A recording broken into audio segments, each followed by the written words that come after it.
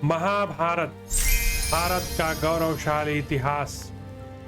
हम कथा सुनाते पांडव सकल महान की। यह महाभारत है पुण्य कथा श्री भगवान की। जम्बू दीपे भरतखंडे आर्यावर्ते भारतवर्षे एक नगरी है विख्यात हस्तिनापुर नाम की। यह जन्म भूमि है पांडव सकल महान की। यह महाभारत है पुण्य कथा श्री भगवान की।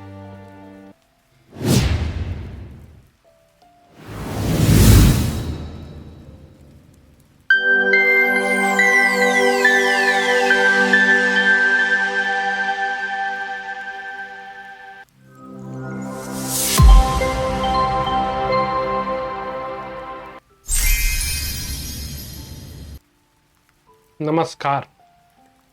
स्त्री पर्व महाभारत के अंतर्गत आज का अध्याय राजा धृतराष्ट्र से कृपाचार्य अश्वत्थामा कृतवर्मा की भेंट और कृपाचार्य का कौरव पांडवों की सेना के विनाश की सूचना देना।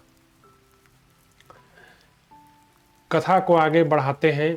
वैशंपायन जी कहते हैं, राजन, वे सब लोग हस्तिनापुर से एक ही कोस की दूरी पर पहुँचे होंगे कि उन्हें शरद्वान के पुत्र कृपाचार्य, द्रोणाचार्य, अश्वत्थामा, कृतवर्मा ये तीनों महारथी दिखाई दिए। द्रोण कुमार, कृपाचार्य, द्रोण कुमार, अश्वत्थामा और कृतवर्मा ये तीनों महारथी दिखाई दिए, क्योंकि धृतराष्ट्र जो है वह कुरुक्षेत्र की यात्रा कर रहे थे सारे संबंधियों को जलांजलि देने के लिए। तो रास्ते में कृपाचार्य, द्रोण कुमार, अश्वत्थामा और कृतवर्मा ये तीनों मिल गए। तो रोते हुए ऐश्वर्यशाली प्रजाचक्षु राजा धृतराष्ट्र को देखते ही आंसुओं से उनका गला भर आया और वे इस प्रकार बोले, पृथ्वीनाथ महाराज, आपका पुत्र दुष्कर कर्म करके अपने सेवकों सहित इंद्रलोक में जा पहुंचा है। दुर्योधन की सेना से केवल हम 3 ही रथी जीवित बचे हैं। आपकी अन्य सारी सेना नष्ट हो गई है। राजा धृतराष्ट्र से ऐसा कहकर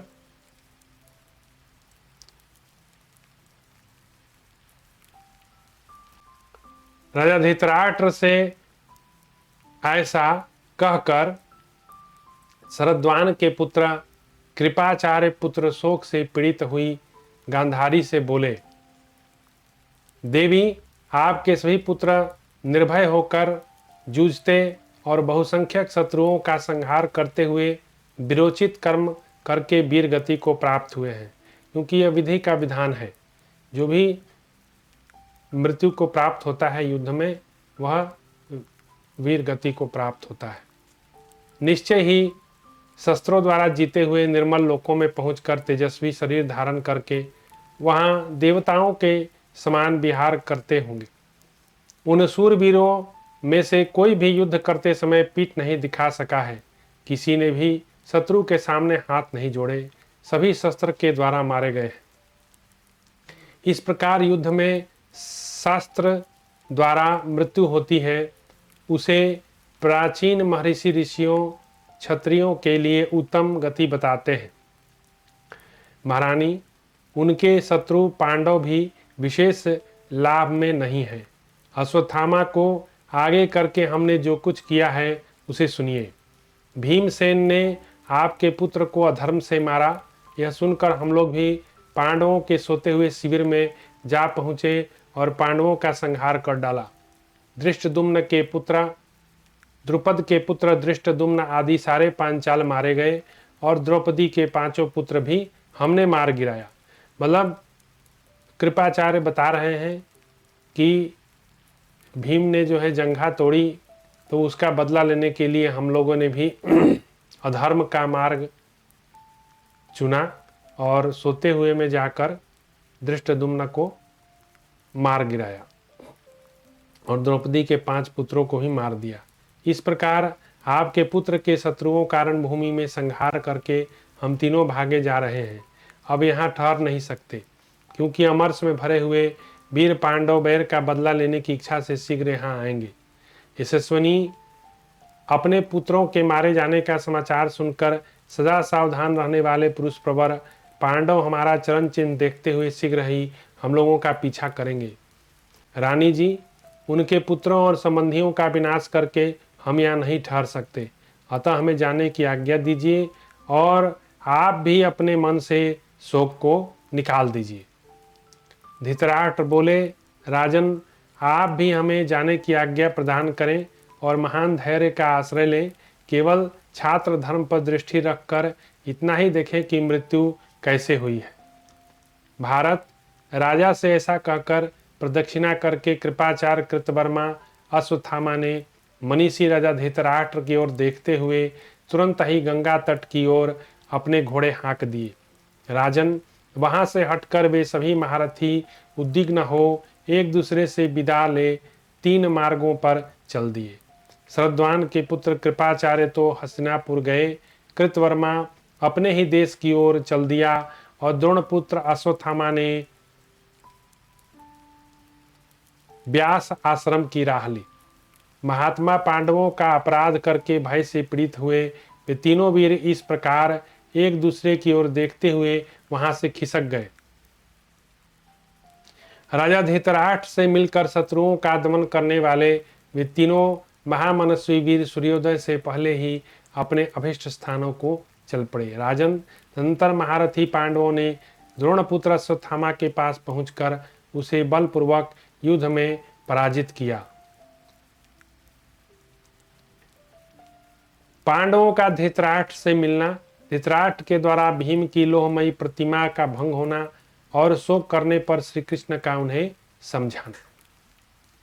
तो वैशंपायन जी कहते हैं, महाराज जन्मेजय, समस्त सेनाओं का संहार हो जाने पर धर्मराज युधिष्ठिर ने जब सुना कि हमारे बूढ़े ताऊ संग्राम में मरे हुए वीरों का अंत्येष्टि कर्म कराने के लिए हस्तिनापुर चल दिए हैं, तब वे स्वयं पुत्र शोक से आतुर हो पुत्रों के ही शोक में डूबकर चिंतामग्न हुए राजा धृतराष्ट्र के पास अपने सब भाइयों के साथ गए। उस समय वीर महात्मा श्री कृष्ण, सात्यकी उत्सु भी उनके पीछे गए। भगवान कृष्ण तो हर जगह पांडवों के साथ रहते हैं क्योंकि उनके पता है पांडव लोग बड़े धर्मानुशील हैं, वे हमेशा धर्म का मार्ग जो है चुनते हैं, तो उनके साथ धोखा होने की ज़्यादा संभावना होती है, इसलिए भगवान कृष्ण उनके साथ सदैव खड़ा रहते हैं। अत्यंत दुख से आतुर, शोक से दुबली हुई द्रौपदी भी वहां आई हुई पांचाल महिलाओं के साथ उनका अनुसरण किया। गंगा तट पर पहुंचकर युधिष्ठिर ने क्रूरी की तरह आत्स्वार से विलाप करती हुई स्त्रियों के कई दल देखे।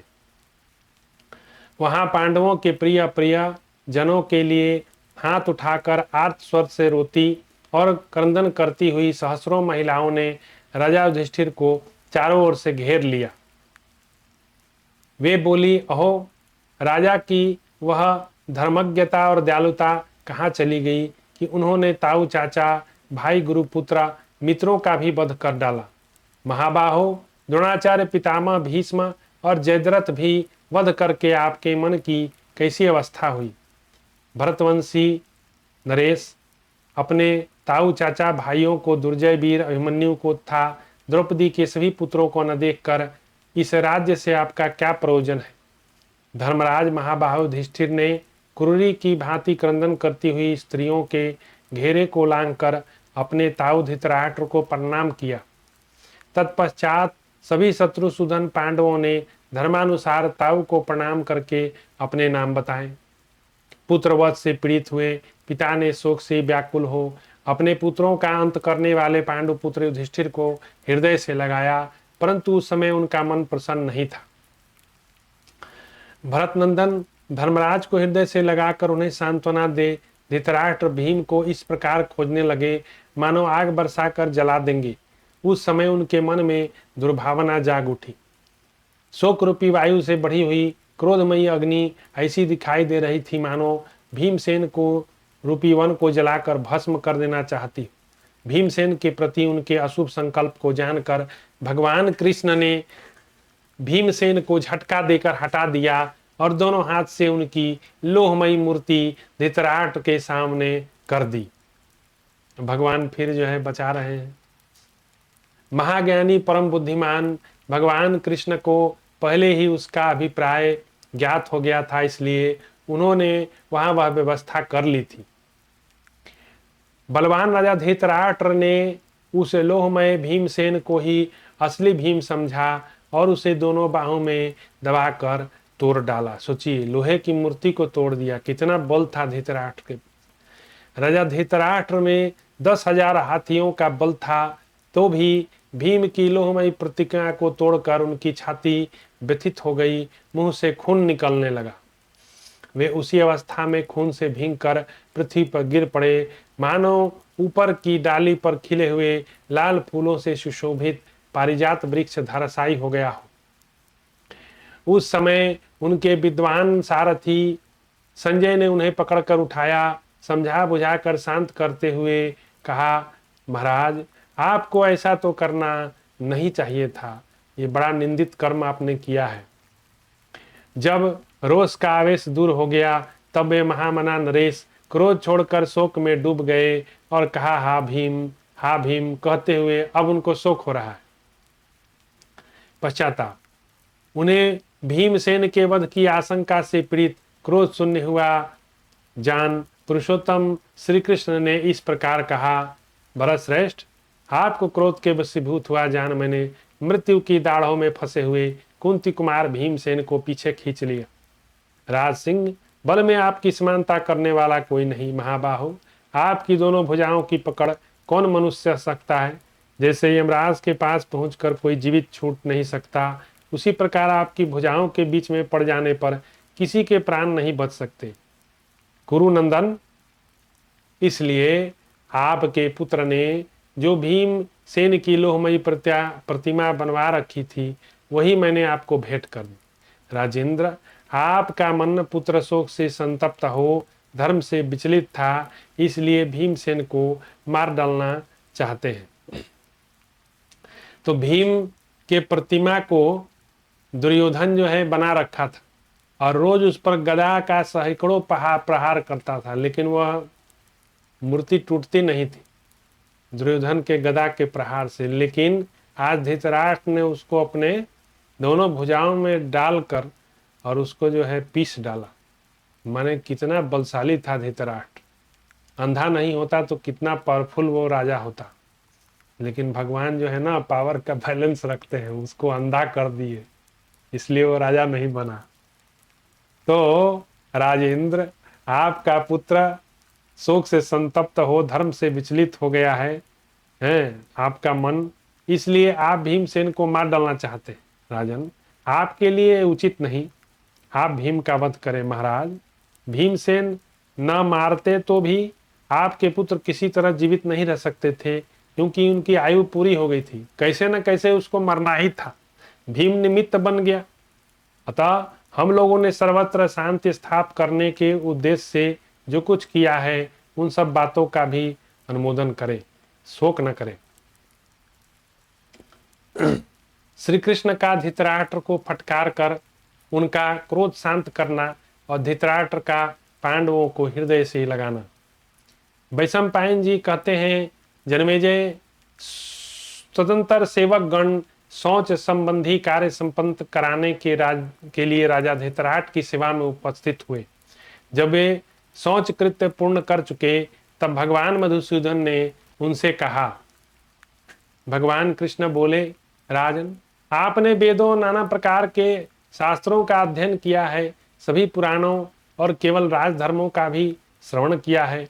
ऐसे विद्वान परम बुद्धिमान बलाबल का निर्णय करने में समर्थ होकर भी अपने ही अपराध से होने वाले इस विनाश को देखकर आप ऐसा क्रोध क्यों कर रहे हैं? भरत नंदन, मैंने तो उसी समय आपसे कह दी थी जब भगवान शांति प्रस्ताव लाए थे कि भीष्म, द्रोणाचार्य, विदुर, संजय ने भी आपको समझाया था, परंतु आपने किसी की नहीं मानी। कुरुनंदन, हम लोगों ने आपको बहुत रोका, परंतु आपने बल और शौर्य में पांडवों को बढ़ा चढ़ा कर भी जानकर भी हमारा कहना नहीं माना। जिसकी बुद्धि स्थिर है, ऐसे जो राजा स्वयं दोषों को देखता है और देश काल के विभाग को समझता है, वह परम कल्याण का भागी होता है। जो हित की बात कहने पर हिताहित की बात को नहीं समझ पाता, वह अन्याय का आश्रय ले बड़ी भारी विपत्ति और शोक में पड़ता है। भरत नंदन, आप अपनी ओर तो देखिए, आपका बर्ताव सदा ही न्याय के विपरीत है। राजन, आप अपने मन को वश में न करके सदा दुर्योधन के अधीन रहे हैं। अपने अपराध से विपत्ति में पड़कर आप भीमसेन को क्यों मार डालना चाहते हैं? इसलिए क्रोध को रोकिए और अपने दुष्कर्म को याद कीजिए।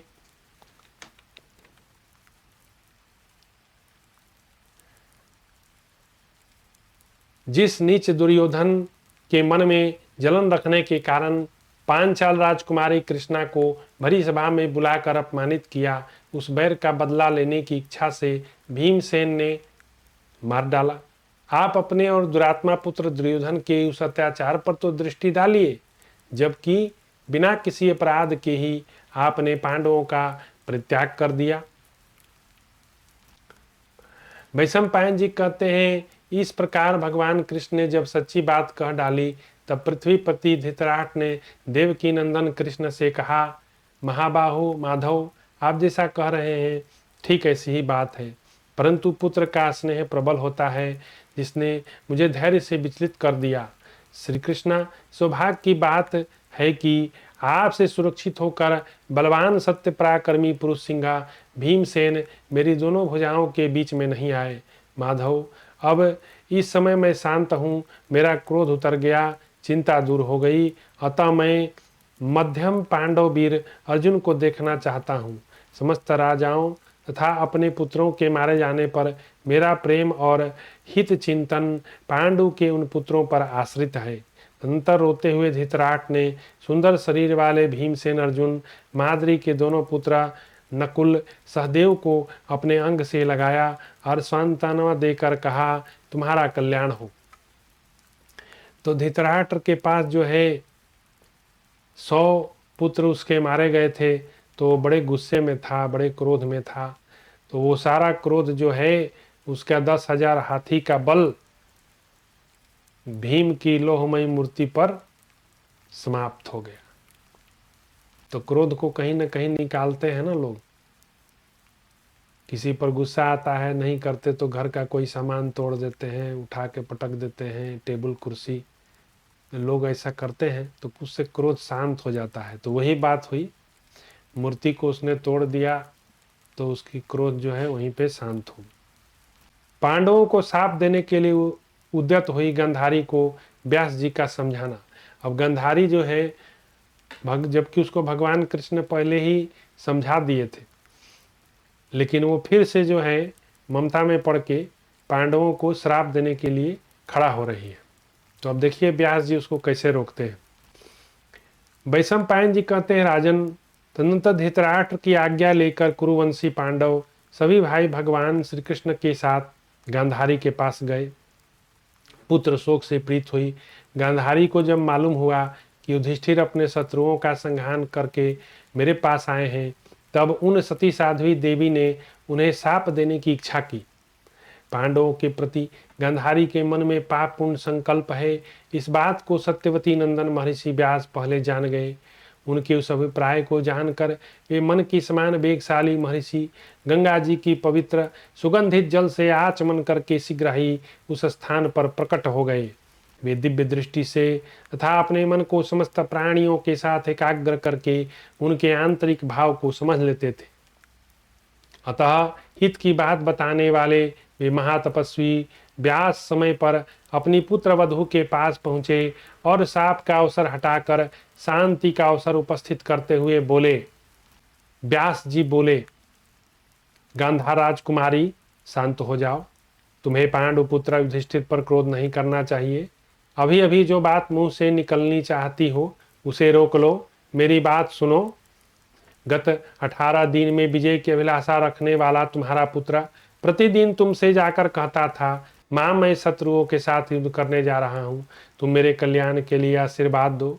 इस प्रकार जब विजयाभिलाषी दुर्योधन समय समय पर तुमसे प्रार्थना करता था, तब तुम सदा यही उत्तर देती थी, जहाँ धर्म है वहीं विजय है।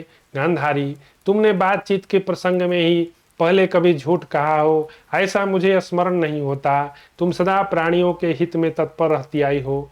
राजाओं के इस घोर संग्राम से पार होकर पांडवों ने जो विजय पाई है, इससे निसंदेह बात सिद्ध हो गई कि धर्म का बल अधिक है।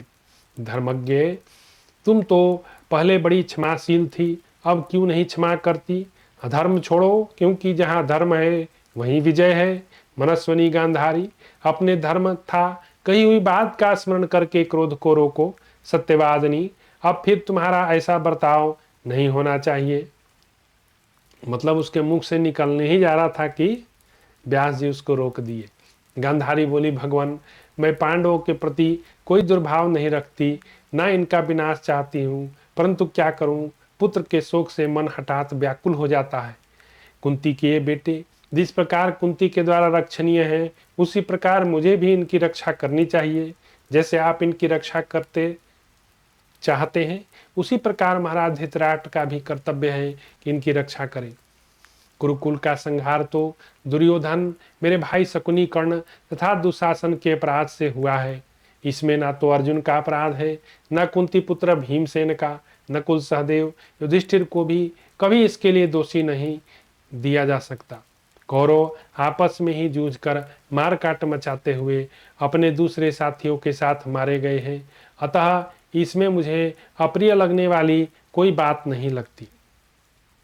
परंतु महामना भीमसेन ने गदा युद्ध के लिए दुर्योधन को बुलाकर श्री कृष्ण के देखते उसके प्रति जो बर्ताव किया, वह मुझे अच्छा नहीं लगा। वह रणभूमि में अनेक प्रकार के पैंतरे दिखाता हुआ विचर रहा था, अतः शिक्षा में उसे अपने से अधिक जान भीम ने जो उसकी नाभि से नीचे प्रहार किया, उनके इसी बर्ताव ने मेरे क्रोध को बढ़ा दिया। यह एक घटना है कि अंत में जब युद्ध शुरू होने जा रहा था, तो दुर्योधन जो है आशीर्वाद मांगने आया गांधारी से। तो गांधारी बोली कि मैं तुम्हें आशीर्वाद तो नहीं दूंगी, लेकिन तुमको एक अभेद कवच जो है वह मैं तुम्हें प्रदान करूंगी। तो दुर्योधन ने कहा, माता, उसके लिए मुझे क्या करना होगा? कहा कि जैसे एक शिशु अपने माता के सामने आता है, ठीक उसी भाव से तुम मेरे समक्ष प्रस्तुत हो जाओ। मतलब बिल्कुल नग्न अवस्था में आओ, और मैं अपने आँखों की पट्टी विवाह के पश्चात सिर्फ एक बार यह हटाने का दुस्साहस कर रही हूँ, और भगवान शिव की कृपा से मैं तुम्हारे ऊपर दृष्टि डालूंगा, और जो जो अंग मैं देख लूँगी वह वज्र के समान हो जाएगा, उसको कोई तोड़ नहीं सकता। तो तुम ऐसे ही आओ।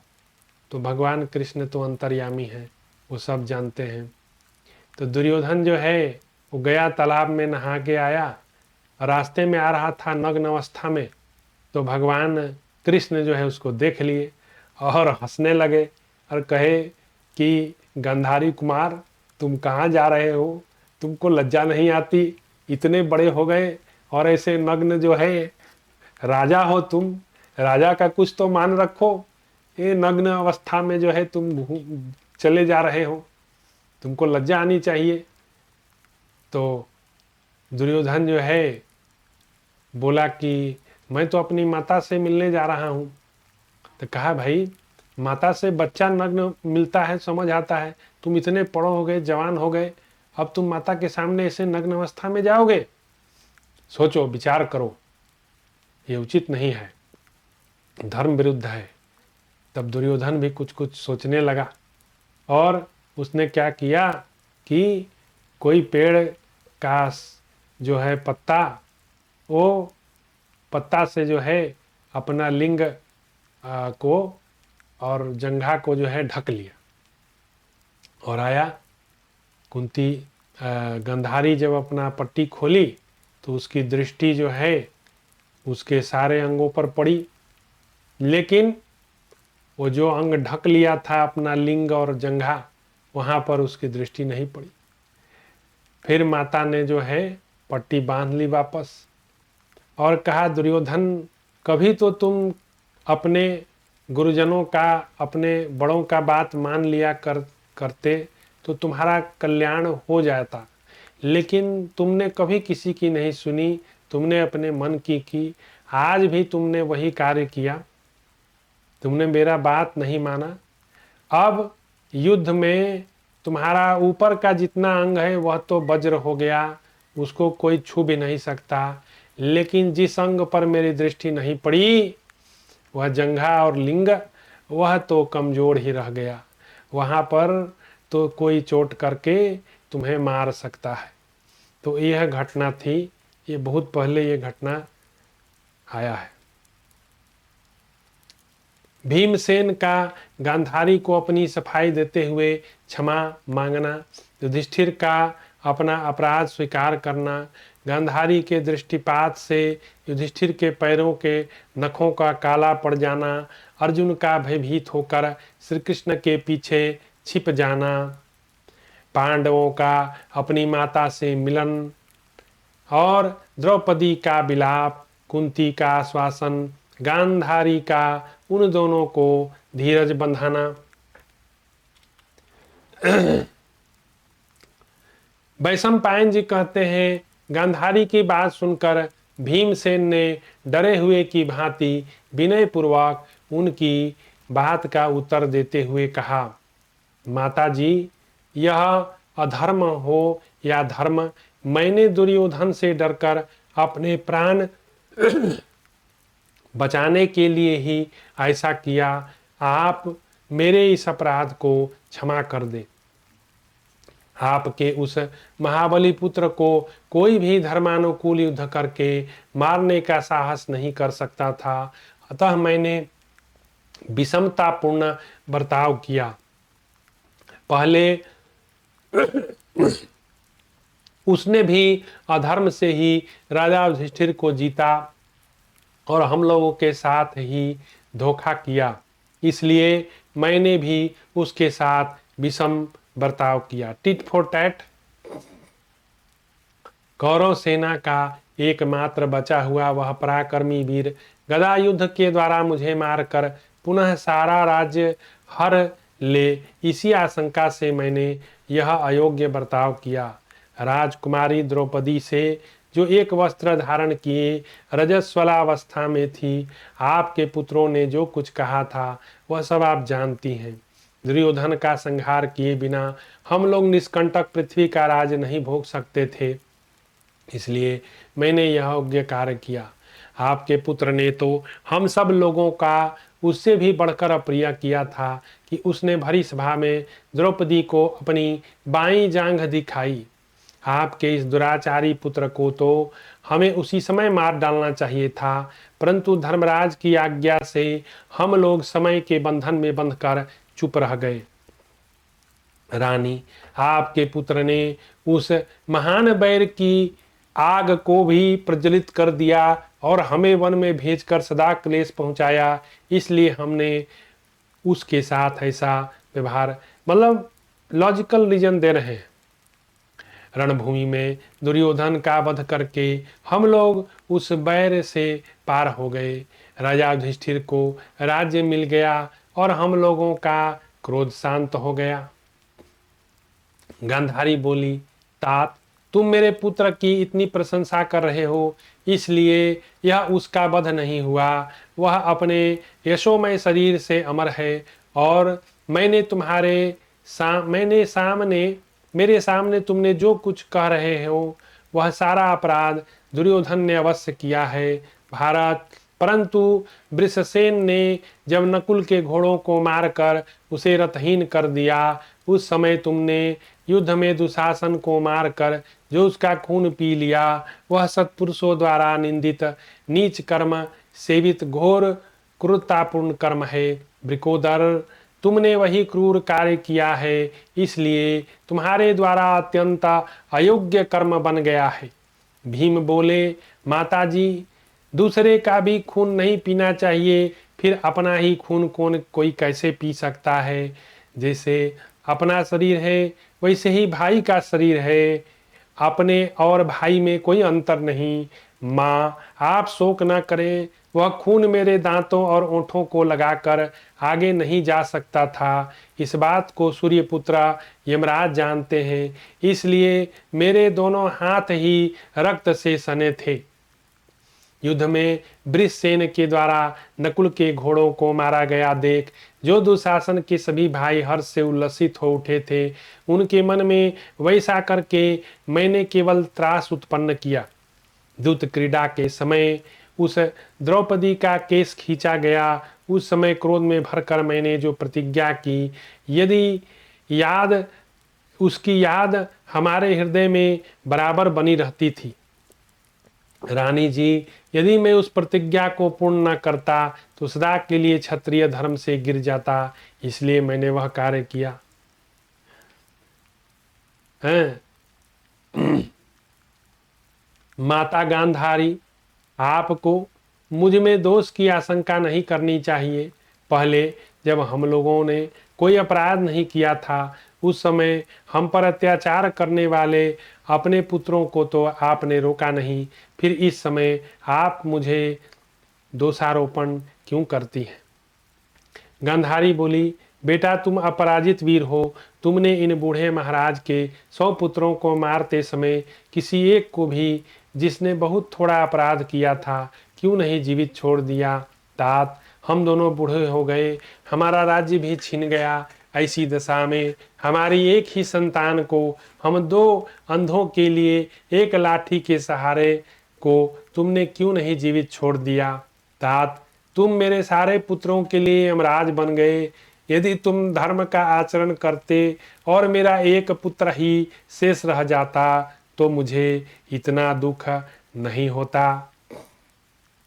वैशंपायन जी कहते हैं, राजन, भीमसेन से ऐसा कहकर अपने पुत्रों और पौत्रों के वध से पीड़ित हुई गांधारी कुपित होकर पूछा, कहाँ है वह राजा युधिष्ठिर। यह सुनकर युधिष्ठिर कांपते हुए हाथ जोड़े उनके सामने आए, बड़ी मीठी वाणी में बोले, देवी, आपके पुत्रों का संहार करने वाला क्रूर कर्मा युधिष्ठिर मैं ही हूँ। पृथ्वी भर के राजाओं का नाश कराने में मैं ही हेतु हूँ, इसलिए श्राप के योग्य हूँ। आप मुझे श्राप दे दीजिए। मैं अपने सुहृदों का द्रोही अविवेकी हूँ, वैसे वैसे श्रेष्ठ सुहृदों का वध करके अब मुझे जीवन, राज्य अथवा धन से कोई प्रलोभन नहीं। जब निकट डरे हुए राजा युधिष्ठिर ने ऐसी बात कही, तब गांधारी देवी जोर जोर से सांस खींचती हुई सिसकने लगी। वे मुंह से कुछ बोल न सकी। राजा युधिष्ठिर शरीर को झुकाकर गांधारी के चरणों पर गिर जाना चाहते थे। इतने ही में धर्म को जानने वाली दूरदर्शनी देवी गांधारी ने पट्टी के भीतर से ही राजा युधिष्ठिर के पैरों की अंगुलियों के अग्रभाग को देख लिया। इतने ही से राजा के नख काले पड़ गए। इसके पहले उनके नख बड़े सुंदर थे। उनकी अवस्था देखकर अर्जुन भगवान कृष्ण के पीछे छिप गए। भारत उन्हें इस प्रकार इधर उधर छिपने की चेष्टा करते देख गांधारी का क्रोध उतर गया और उन्होंने उन सब को स्नेहमयी माता के समान सांत्वना दी। फिर उनकी आज्ञा ले चौड़ी छाती वाले सभी पांडव एक साथ वीरजननी माता कुंती के पास गए। कुंती देवी दीर्घकाल के बाद अपने पुत्रों को देखकर उनके कष्टों का स्मरण करके करुणा में डूब गई और अंचल से मुंह ढककर आंसू बहाने लगी।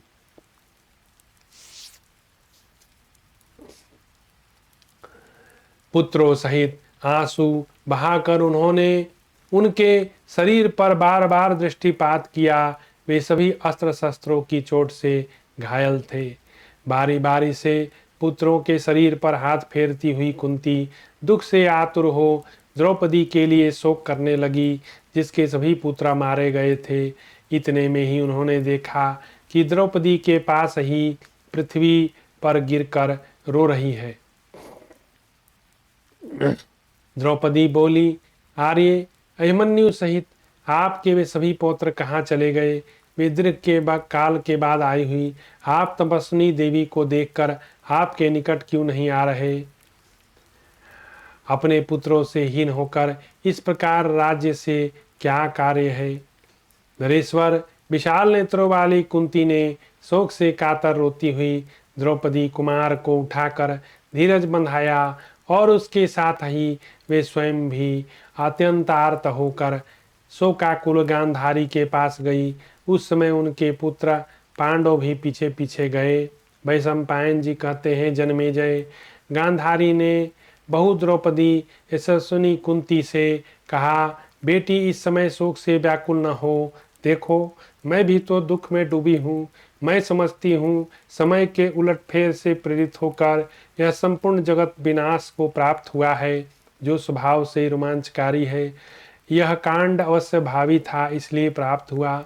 जब संधि कराने के विषय में कृष्ण की अनुनय विनय सफल नहीं हुई, उस समय परम बुद्धिमान विदुर जी ने जो महत्वपूर्ण बात कही थी, उसी के अनुसार यह सब कुछ सामने आया है।